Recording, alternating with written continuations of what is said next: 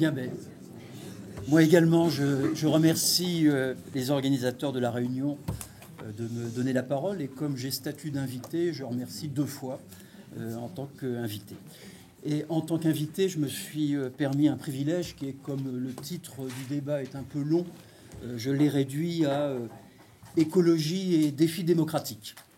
Parce qu'il me semble, alors écologie ou écosocialisme, selon les sensibilités des uns et des autres, mais il me semble que ce qui est important, c'est la notion de défi, que les questions d'ordre écologique se posent par rapport à la démocratie en termes de défi. Dans la mesure où, premièrement, un rappel évident, c'est que tous les choix décisifs qui ont des conséquences sur le terrain écologique se font sous régime despotique. Ce sont le développement industriel, le développement urbain, tous les choix économiques qui sont décidés par le grand capital, les multinationales. Personne n'a parmi nous décidé du choix du tout automobile, par exemple, ou de ce qui se passe au niveau de l'agriculture, comme c'était évoqué ce matin, de la conception des transports, des villes. On pourrait y compris évoquer le terrain guerrier, qui est quand même le plus anti-écologique qui soit, et qui est du ressort de quelques-uns. Ça se double d'un autre élément qui est plus compliqué, ce qu'on pourrait appeler la technostructure, c'est-à-dire le fait, cette fusion entre les cercles capitalistes et les cercles étatiques, avec les conséquences que ça a en termes de division du mouvement ouvrier, où là aussi, les choix qui sont faits de manière totalement à la fois occulte et dictatoriale. C'est évidemment le problème du nucléaire, extrêmement présent.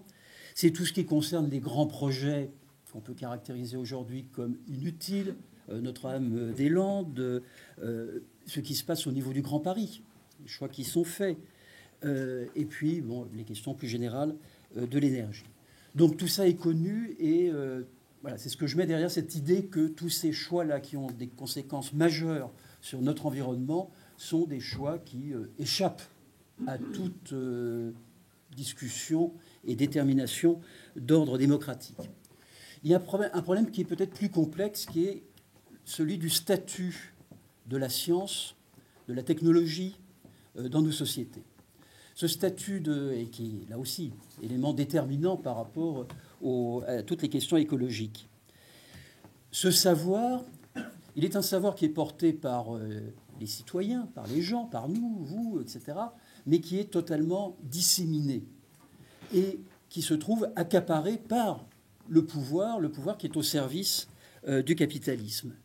D'où du coup le fait que les débats sur les questions qui sont liées à tout ce qui touche à la science et à la technologie sont souvent des débats qui sont manipulés, truqués. On peut penser à cette opposition entre climato-sceptiques et catastrophistes sur les questions du climat, mais on peut trouver des versions plus caricaturales. On se rappelle de Sarkozy nous expliquant avec beaucoup d'autorité que Fessenheim, ce n'était pas un problème puisqu'il n'y avait aucun risque de tsunami sur le Rhin. Ou on peut renvoyer par rapport au nucléaire à des images caricaturales, mais qui ont pesé sur les consciences cette idée que si on refusait les réacteurs nucléaires, il fallait accepter de n'utiliser que la bougie. Tous ces éléments-là qui pèsent sur les consciences. Ou alors ce sont des débats qui sont des débats entravés parce que difficiles. Tout le débat qu'on peut avoir sur les OGM, ou encore plus compliqué sur les nanotechnologies, où il faut quand même avoir un minimum de compétences et de savoir pour se repérer dans les enjeux qui sont ceux de ces questions. Et face à ça, il me semble qu'il faut prendre en compte le fait qu'il peut y avoir un effet miroir du côté des adversaires de ces choix et que dans les milieux écologistes, on peut voir certaines réactions qui sont des réactions de type dogmatique, qui consiste à dire le savoir qui est prétendu de l'autre côté est un faux savoir. Nous avons le vrai savoir, et qui est aussi une manière d'étouffer la réflexion démocratique sur ces questions et de conduire à une pente possible, qui est la pente de dire eh bien, les réponses sont des réponses les réponses qu'il faut apporter sont des réponses de type morale ou moralisatrice. parce que la question, c'est de changer les mentalités et non pas de débattre et de décider des grands choix qu'il convient de faire. Donc, premier obstacle, me semble-t-il, par rapport à la démocratie sur ces questions, c'est ce régime qui est un régime qui étouffe la réflexion.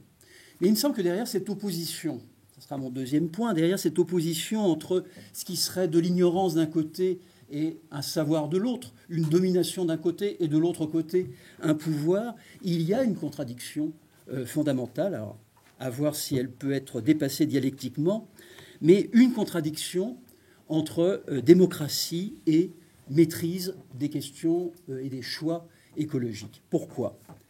Parce que la démocratie, elle suppose du temps et elle suppose un espace défini.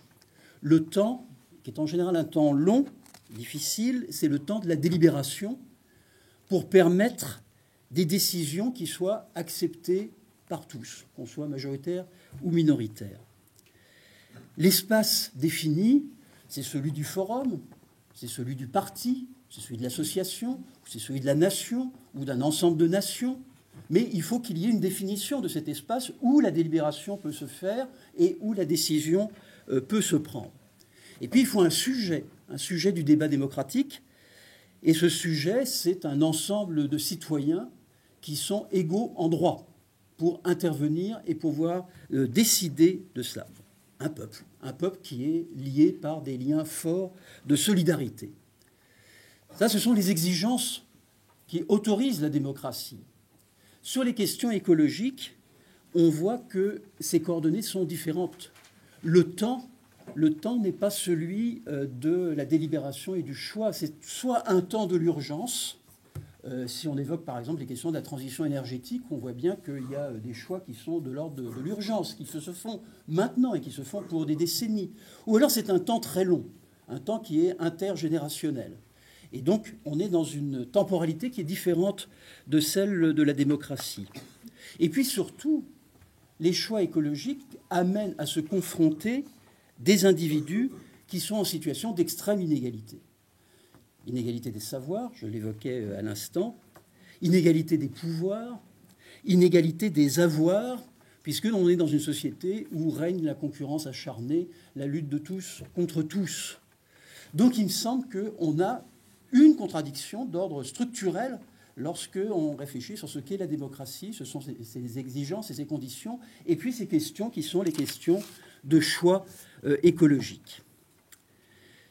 Alors, ça m'amène à un quatrième point qui est réflexion sur comment peut-on lever les blocages qui existent. Et là, je vais retrouver les questions évoquées sur l'écosocialisme, parce qu'il semble que ces blocages sont doubles.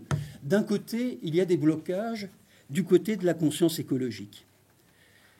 Il me semble que le blocage qu'il faut lever du côté de la conscience écologique, c'est la nécessité de se libérer d'une tentation qui existe et qui est sans doute inévitable, la tentation de réponses qui seraient des réponses de portée individuelle ou d'addition de choix individuels. Cette idée qu'il faut changer les comportements d'abord, avant de pouvoir résoudre les problèmes. Et aussi avec les conséquences qui sont souvent d'avoir des discours qui sont des discours culpabilisants par rapport à ceux dont on exige qu'ils modifient leur comportement, ou qu'on invite à modifier leur comportement. La tentation de penser que ceux qui s'y opposent sont des productivistes indécrottables ou des consuméristes prisonniers de leurs aliénations. Et il y a quelque chose qui est aussi du côté de ces tentations, je ne dis pas que c'est ça qui détermine la conscience écologique, mais qui peut exister, qui peut être compatible avec la conscience écologiste, c'est certaine théorisation sur le fait qu'il existerait une complicité essentielle, intrinsèque, pas simplement liée à certaines conditions historiques à un moment donné, mais une complicité entre mouvement ouvrier et productivisme. Ces thèses qui expliquent que le mouvement ouvrier, il a pour fonction de lutter pour le pouvoir d'achat, donc pour la croissance, donc pour le productivisme, et qu'il y a quelque chose qui n'est pas dépassable, hormis de prôner une idéologie qui serait une idéologie de la frugalité. Il y a la rareté et on peut vivre avec, à condition de faire preuve de frugalité. C'est-à-dire l'idée qu'il y a un bonheur simple qui est disponible et qui pourrait être le remède à la misère humaine. Donc des idéologies qui sont des idéologies illusoires. Il me semble que ces éléments-là doivent être débattus et écartés pour libérer la conscience écologiste de ces limites possibles. Et du côté de la conscience socialiste ou anticapitaliste, il y a la nécessité de se libérer de l'aliénation ou des aliénations. Et là, par rapport à ce qui a été dit ce matin, il me semble que ce n'est pas simplement des imaginaires. Il faudrait se libérer d'un certain nombre d'imaginaires. Il faut se libérer de données qui sont des données fortes, prégnantes. La question des consommations nocives, par exemple. Le tabac, l'alcool, les drogues, la malbouffe, etc. Ces consommations nocives, il me semble qu'il faut aussi les comprendre comme étant l'autre face de besoins qui sont des besoins non satisfaits et de désirs qui sont des désirs bridés et pas simplement des fuites dans l'imaginaire. Deuxième exemple de ce type, c'est que derrière le droit à l'emploi, ou ce qui devrait être le droit à l'emploi, il y a le besoin de l'emploi dans notre société. Le fait de ne pas avoir d'emploi, c'est pas simplement être privé de pouvoir d'achat, c'est être privé de sa dignité, c'est être exclu de la solidarité citoyenne, de la responsabilité citoyenne. C'est être nié dans ses compétences et ses talents. Donc, il y a un problème qui n'est pas simplement un problème superficiel, conjoncturel, qui est un problème fondamental par rapport à l'individu humain. Et on voit que tous ces problèmes, dans un contexte de crise comme celui que nous connaissons, sont évidemment des problèmes qui sont exacerbés et avec des régressions fortes qui font que, par exemple, symptôme de ça, on voit que partout où la crise se développe, l'exigence environnementale est escamotée, écartée, relativisée par rapport à une exigence plus vitale, plus immédiatement vitale, qui est l'exigence d'avoir un droit de vivre dans la société, d'avoir les moyens de vivre dans cette société. Alors, mon dernier point, c'est la démocratie. C'est le retournement dialectique de la contradiction que j'évoquais au début. Il me semble que cette question de la démocratie, ce n'est pas simplement de disposer d'outils démocratiques. C'est un problème, hein, on peut en discuter, mais c'est plus fondamentalement ce fait qu'il faut que s'affirme la puissance sociale et intellectuelle qui est pour prendre la classe ouvrière, comme c'était dit ce matin, mais la classe ouvrière au sens large du terme, incluant y compris la paysannerie pauvre, hein, et qui est porteuse d'une puissance d'invention, de créativité, de modification de l'ordre social et des réalités économiques, qui doit être libérée. Ce salariat a la capacité de changer la société. Il en est privé par les mécanismes qui sont ceux du capitalisme et des pouvoirs qui sont à son service. Cette capacité, c'est la démocratie en acte. Ce n'est pas simplement des moyens ou des outils, c'est la démocratie en acte. C'est l'affirmation que ce salariat a la puissance pour changer la société. Pour essayer de concrétiser ça, il me semble que lorsqu'on a eu le mouvement des retraites, toutes les questions qui étaient posées pour répondre au chantage sur le thème qu'on va voir revenir, qu'on revoit déjà revenir sur le thème puisqu'on vit plus longtemps, il faut travailler plus longtemps et puis n'est pas possible, etc. Ce mouvement était porteur d'une remise en cause de l'aliénation salariale. Hein. Dans sa mobilisation même, il était porteur de cet élément que la vie, ça n'est pas le travail salarié, qu'il y a d'autres choses qui sont en jeu. Il me semble que là, on a eu un exemple dans le cadre d'une mobilisation de cette capacité contestatrice de la mobilisation populaire quand elle se fait de remettre en question les grands équilibres et de dessiner une autre perspective. Et cette dynamique-là, c'est la dynamique de l'auto-organisation, c'est la dynamique de l'autogestion, avec des éléments qui sont ceux de la mobilisation, de la lutte contre un système, et qui seraient ceux de l'affirmation d'une autre société, d'une autre civilisation, à partir du moment où la question du pouvoir serait surmontée. C'est la question d'une civilisation alternative. Et cette civilisation alternative, si on y réfléchit, il me semble qu'il y a la question que le salariat, au sens indiqué plus haut, le salariat a les réponses à la question de quel développement économique, quel développement social, quel développement culturel. Et que les questions qu'on appelle planification, avec des connotations qui sont un petit peu complexes, techniques, etc., que derrière cette notion de planification, il y a l'idée qu'il faut et qu'il y a les moyens de répondre aux besoins. On a cet échange sur les besoins. Il me semble que les besoins sont de deux types. Il y a des besoins qui sont des besoins vitaux et qui sont des besoins finis. Il peut y avoir des gaspillages, mais on a une quantité d'eau indispensable, on a un logement indispensable, on a une alimentation indispensable. Ce sont des besoins finis. Le problème a été évoqué, il me semble que la délibération démocratique ne serait pas trop compliquée pour savoir comment on satisfait ces besoins. Et il y a d'autres besoins qui, eux, sont des besoins infinis, qui sont des besoins civilisationnels. Tout ce qui touche à la santé, tout ce qui touche à l'éducation, à la culture, aux arts, tout ce qui touche à la politique, au sens démocratique du terme, où là, il y a nécessité de libérer ce potentiel indispensable qui permettrait de dessiner une autre civilisation. Et par rapport à notre thème, la question du débat démocratique, c'est comment mettre en relation cette question des besoins dans leurs diverses dimensions avec la question des moyens dont on dispose à un moment donné pour répondre à ces besoins.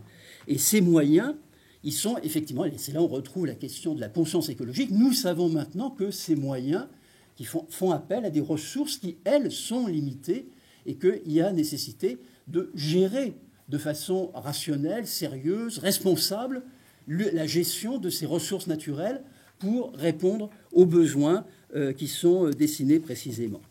Donc je finis sur ce point.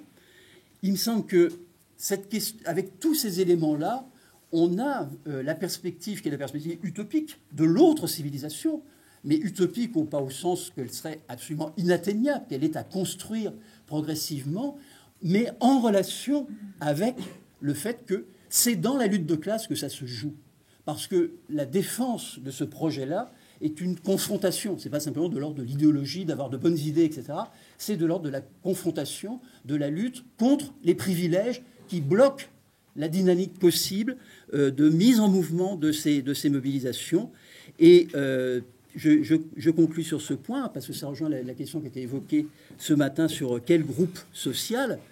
Il me semble qu'effectivement, le groupe social qui peut faire ce lien entre la visée utopique, l'autre civilisation et les exigences de la lutte de classe, de la mobilisation, c'est effectivement la classe ouvrière, le salariat, hein, mais un salariat qui se convainc qu'effectivement, dans les réponses qu'il apporte, il y a une dimension, une prise en compte des contraintes écologiques et la nécessité, bon, je reprends la formule qui était dite ce matin, d'écologiser notre socialisme et de socialiser notre écologisme. Merci.